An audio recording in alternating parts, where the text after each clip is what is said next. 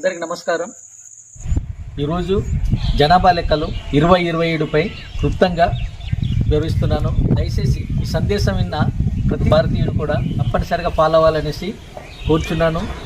ఇప్పుడు మన దేశంలోని మన భారతదేశ ప్రభుత్వ ఆదేశాల మేరకు 16వ జనాభా లెక్కలు జరుగుతున్నాయి. అదే స్వాతంత్రం వచ్చిన తర్వాత నుండి చూసినట్లయితే 8వ జనాభా లెక్కలు మన దేశంలోని మొదలవుతున్నాయి. అందులో భాగంగా ఏప్రిల్ నెల 16వ తారీఖు నుండి 30వ తారీఖు వరకు సెల్ఫ్ ఎన్యూమరేషన్ జరుగుతుంది.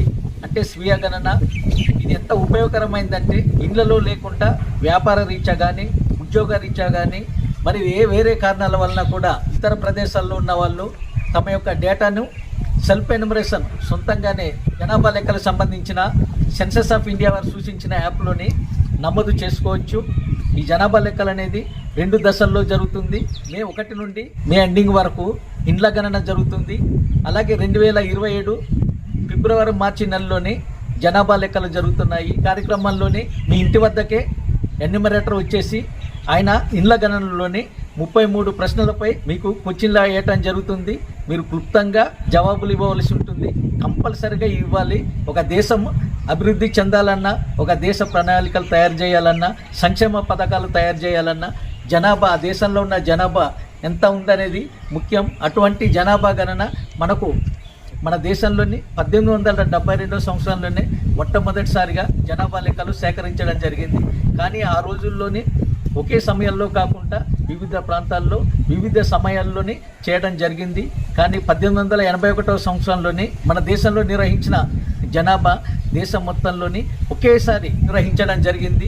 దురదృష్టవశాత్తు ఏంటంటే కోవిడ్ మహమ్మారి కారణం వలన 2021లోని నిర్వహించవలసిన జనాభా లెక్కలు వాయిదా పడటం వలన సుమారు 17 సంవత్సరాల గ్యాప్లోని మళ్ళీ ఇప్పుడు మనం జనాభా లెక్కలు మన దేశంలోని నిర్వహించుకుంటున్నాము. ఈ సెన్సస్లోని ముఖ్య ఉద్దేశం ఏంటంటే కాగితం పని లేకుండా టోటల్గా డిజిటల్ మోడ్లోనే మనము ఈ నిర్వహిస్తున్నాము. అలాగే స్వీయ గణన సెల్ఫ్ ఎన్యూమరేషన్ కూడా ఉంటుంది. ఈ సెల్ఫ్ ఎన్యూమరేషన్లోనే సొంత ఇంట్లోనే లేకుండా వేరే ప్రాంతంలో ఉన్న వాళ్ళు కూడా యాప్లో డైరెక్ట్గా నమోదు చేసుకొని హౌస్ లిస్టింగ్ టైంలోని మే 1వ తారీఖు నుండి ఎన్యూమరేటర్ ఇంటికి వచ్చినప్పుడు మనం ఐడి చూపిస్తే సరిపోతుంది. కాబట్టి మీరందరూ కూడా కంపల్సరిగా ఈ జనాభా లెక్కల్లోని పాల్గొనవలసిందిగా కూర్చున్నాను. అలాగే మీ ఇంటికి వచ్చిన ఎన్యూమరేటర్కి పూర్తిగా సహకరించండి. దీనివల్ల లాభమే కానీ నష్టమేం లేదు.